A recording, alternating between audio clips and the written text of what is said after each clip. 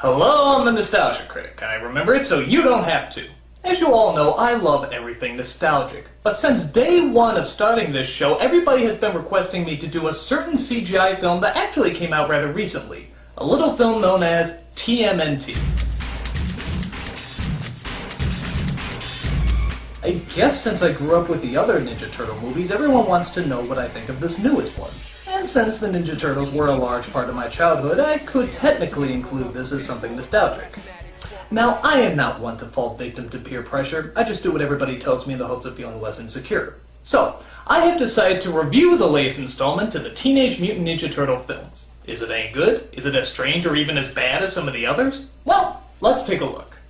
So it starts off with our opening sequence, which apparently is so cheap they couldn't even bother to spell out the entire title. We get a narrator played by Lawrence Fishburne who introduces us to our heroes. 4 turtles, genetically reborn in the sewers of New York. Wow. Brief. I mean, geesh, they expect us to buy this whole mutated turtle thing pretty quickly, don't they? Most people would consider that a little out of the norm. I mean, is the title the only real backstory we're gonna get about him? How the hell do you think they describe the Star Wars trilogy? A guy with a sword, his father. They don't get along. This is like the briefest description of the Ninja Turtles ever. Imagine if you didn't know who the Ninja Turtles were. You'd swear you were high listening to this. Named after the great Renaissance masters and trained as ninjas. But now a greater evil is poised to destroy their very brotherhood. An evil born 3,000 years ago. Yeah, we thought the turtle story was kind of slow and a little lame, so we decided to make up another story. Enjoy! At a warrior king named Yaupal led a brotherhood. In his quest, the warrior learned of a constellation known as the Stars of Kikan, opening a portal to a world of unknown power. Upon the portal's opening, 13 monsters were released into our world. Are we still in the same movie? When did we suddenly become 300? I mean, you just glanced over the Turtles' backstory. What makes you think we're gonna give a crap about this one?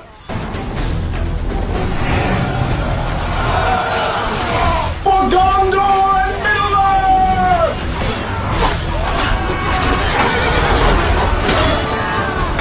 You know what I just realized? This isn't a movie. This is an intro to a fucking video game.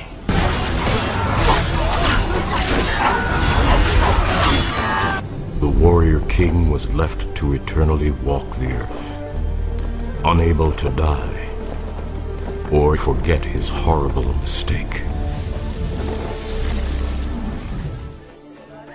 Central America? What is going on?! If you didn't show me the credits, I'd swear I was still watching the trailers for 5 different movies!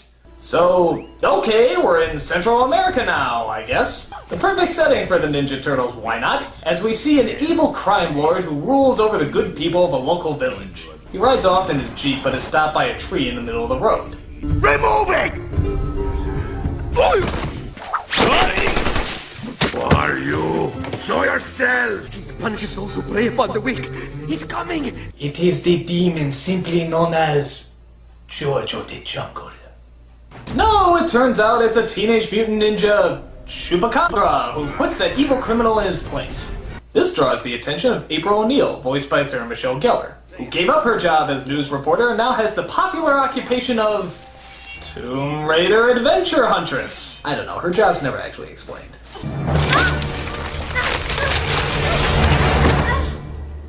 It's a long way from the city to just drop in. Okay, so they barely explain the Turtles' backstory because apparently they're making this film for the fans who already know it. The fans who know it so well that they have to see the name of the Turtles under them so they can tell which one is which. That makes sense! Whatever. So Leonardo explains to April that he's in Central America because his master Splinter sent him there. Why? Because he needs to find his inner bullshit or something to lead the rest of the Turtles properly. And how are the other Turtles, you may ask? Well, April fills us in that Donatello is a customer service rep for a computer company, and Michelangelo is a children's entertainer. Wait. The Turtles have jobs? Well, I mean, I guess they have to get their pizza somehow, but What, were they stealing the money before? Are the checks sent to the sewer? Do they go to the bank? Do they apply online? What the hell am I talking about? Turtles can't get jobs! Raphael, on the other hand, is turned into a reptile without a cause, as he continues to be doing what the turtles should be doing, fighting crime. Only he dresses up as a fearsome crime fighter simply known as the Night Watcher, because I guess a giant radioactive green monster wasn't intimidating enough. Your training period ended a year ago, and Splinter says you don't write anymore. Splinter sent me down here to become a better leader. I can't go back a failure. Besides, these people need me more than my brothers do. Did we miss a movie somewhere? I mean, last time I checked, they went time traveling or some shit. When did all this self-discovery nonsense happen? I don't know. I just know something's missing. Like the plot that brought us here. So we cut back to New York, where we see the other turtles doing their normal shtick. Skateboarding, eating pizza, all that good stuff. But Mikey seems to miss the good old days. I remember how they used to feel, busting up crime syndicates. Sure, they had a bunch of guns, but they weren't like these guns. Why'd you do this to yourself, Mikey? Those glory days are over. Forget about them. Get on with your life. Concentrate on your work. Yeah, spoken like a true has-been. What am I missing? Why aren't you fighting crime anymore? Nobody's stopping you! This isn't the amphibian version of The Watchmen. Just go do it! I would love to know what it is that you do that's so great. At least we're contributing around here. All you do is sleep all day. Yeah, I do nothing. You're right. You got me all figured out. Wow. Remember when these guys used to be fun? That was before every single comic book hero had to be brooding 24 hours a day. Seriously, lighten up! First of all, this team you speak of doesn't exist anymore. And second of all... Raphael. Excuse me, I just walked in from Kung Fu Panda. Donatello, this home has become like an empty shell. Each of your brothers... Oh god, what did they do to Splinter's voice? It sounds like Mr. Miyagi if he smoked a million Marlboros. If you don't learn to recognize this...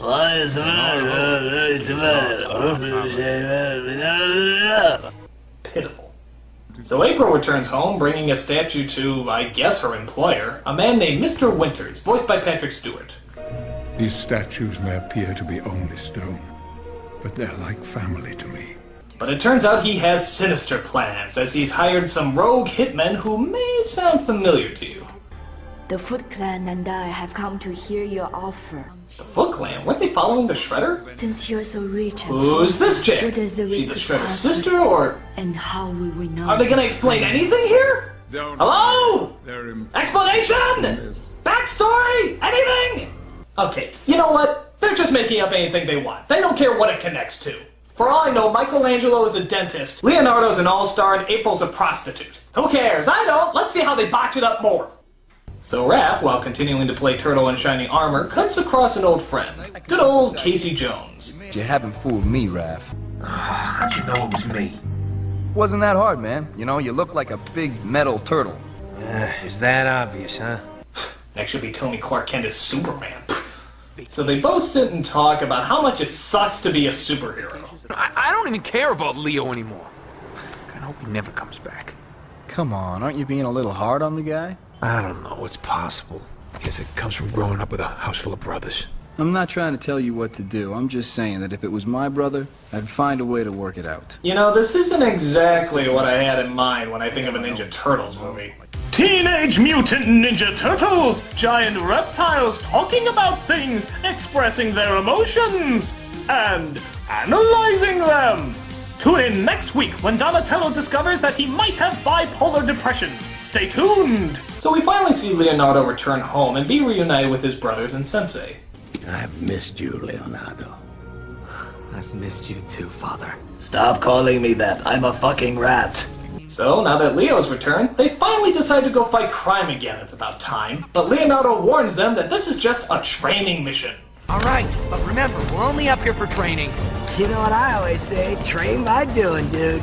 Mikey, when have you ever said that? I mean, you're so incredibly underdeveloped, I forget what your characteristics are. Well, their first training exercise is definitely a doozy, as a giant monster is seen attacking the Foot Clan, who are being paid to bring it to Mr. Winters. You think we should help these guys? I'd rather enjoy the show. What do you say, fearless leader? I say we stop talking! We must get him back to where the wild things are! Come here, Fuzzy Wuzzy! So we partake in, to be honest, a pretty cool action scene.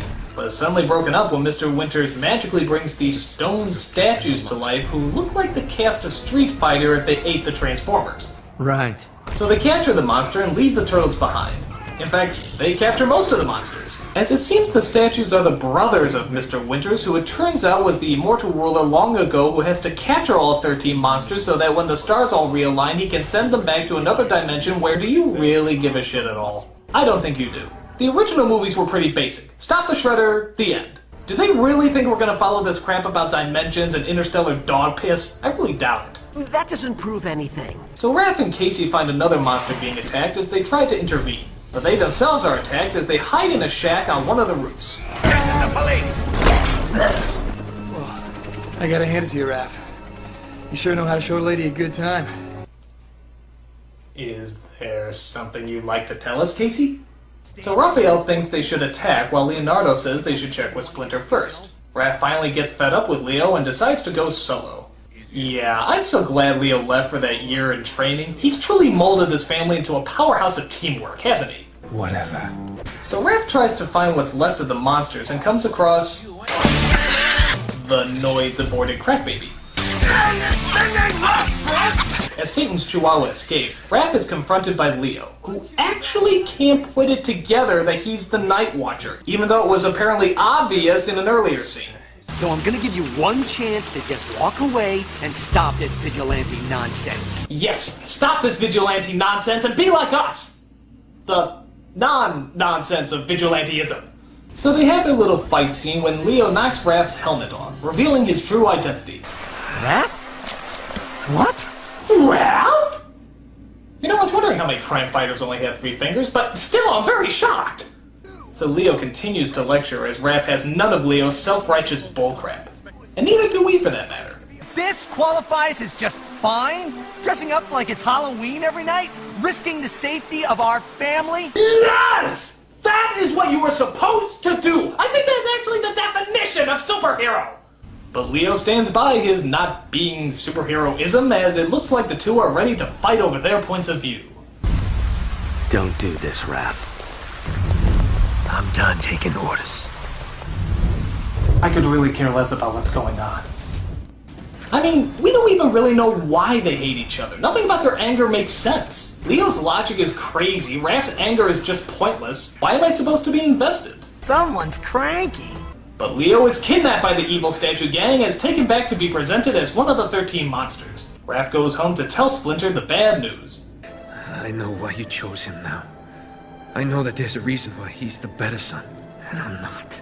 You may not be my favorite student. It does not mean that you are my least favorite son. The important thing is that you failed at something. But Master Splinter, I messed up big tonight. They took him. They what? This is why you're my least favorite son. What a disappointment! So the bad guys lock up Leo with the other monsters as the rest of the gang gets ready for the rescue, including April, Casey, and even Splinter. So our heroes get together and infiltrate the evil... Okay, this is officially a video game. Just pop out the controllers and we'll play the rest. Oh, block, block! Spin attack, spin attack! On it! Jump, jump, jump, jump! Oh! Drop kick, drop kick!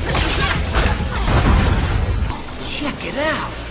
That would be the swirling vortex. Oh, I hate these cutscenes. I wish they had a cheat code so you could skip them. So they find Leo in one of the cages and break him out. Here, Raph and Leo finally get a chance to reconcile. You're gonna need these if you're gonna lead us out of here. I'm gonna need you, too. Kiss him, you fool. There will never be a better time. Turtle Sex will have to wait, as it turns out Mr. Winters has been kicked out of his own team. Why? Because it turns out he wants to send the monsters home, not bring more into this world. See, he's actually a good guy, which leaves us with these stoners as the villains. Brothers, We are no brothers to you! With one monster still free, the curse will never be broken! I especially love this scene where the statues offer the Foot Clan a chance to work with them and rule the world. Join us, Foot Clan. Swear your allegiance to us, and no harm will befall you. Okay. The food ninja is not without honor. We work for Winters, not you. I thought we worked for money. Yeah, me too. Screw honor if we can rule the world. Okay, we're gone. So April and the Foot Clan go to find the 13th monster as the bad guys just let him go for some reason. Forget about them. By the time they return, the portal will already be closed. I suppose I'm kind of stupid that way, but at least I know my cockiness won't in any way lead to my downfall. So as the turtles stay behind to fight, April and the Foot Clan find the monster and try to lead him back to the building. Where were these monsters all the time anyway? Were they in the city the whole time? That'd be pretty hard to miss. Maybe they traveled to the city. Good God, can you imagine how awkward that trip must have been? Well, either way, the monster is brought back and knocked into the portal, as the evil cosplay statues are destroyed forever. So, now that that's taken care of, what about the Foot Clan? I mean, are they still enemies or what? Savor your victory tonight. For soon, we will have further business together. The kind that involves familiar faces from your past. I'm talking about sequels. Vague, plots that we haven't really come up with yet type sequels. Now you're smoke in your eye! So, with that weak trailer for the next film established, we also see what happens to Mr. Winters, who is no longer immortal.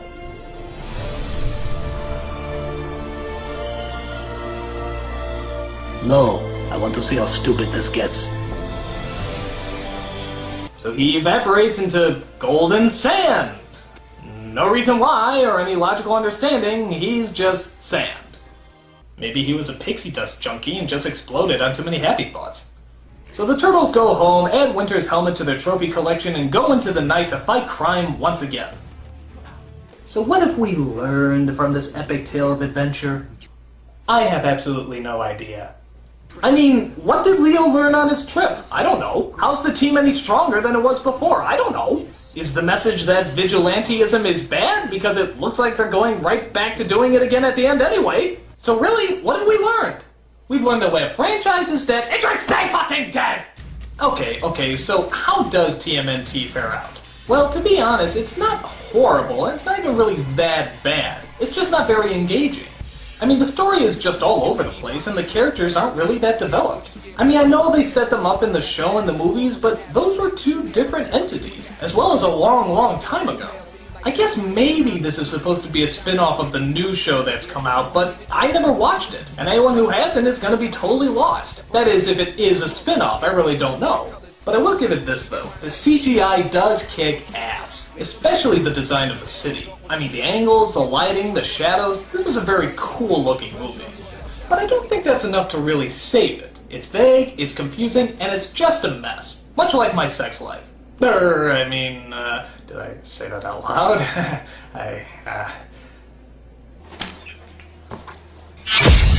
And that's why I'm the greatest lover ever. And don't you forget it. I'm a nostalgia critic. I remember it so you don't have to.